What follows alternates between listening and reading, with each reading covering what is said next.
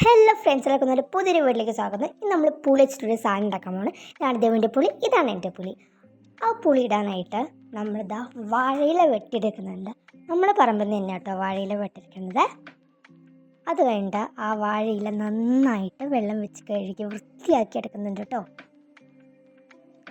പനീൻ്റെ പുളിയും കൂടെ ഉണ്ട്. അങ്ങനെ 3 പുളികളാണ് നമ്മുടെ കയ്യിലുള്ളത്. അത് നല്ല വൃത്തിയായി കഴുകി എടുത്തിട്ടുണ്ട് നമ്മൾ. അത് കഴിഞ്ഞിട്ട് ആ 3 പുളികളൂടെ ആ വാഴയിലയിലേക്ക് ഇടുന്നുണ്ട്. ഇതിന് വേണ്ട ഇൻഗ്രീഡിയൻസ് ഉപ്പ്, മുളക് പൊടിയാണ്. ഉപ്പ് ഇട്ടു ആദ്യം നമ്മൾ. ഇത് കഴിഞ്ഞിട്ട് മുളക് പൊടിയും കൂടി ഇട്ട് കൊടുക്കുന്നുണ്ട്.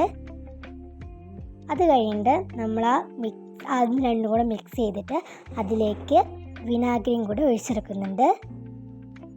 അത് കഴിഞ്ഞിട്ട് 3 ദിവസത്തിനൊരു പുളി ഇട്ടെടുത്തു, ദേവുട്ടിക്കൊരു പുളി ഇട്ടെടുത്തു, ഞാനൊരു പുളി എടുത്തു. ഞങ്ങൾ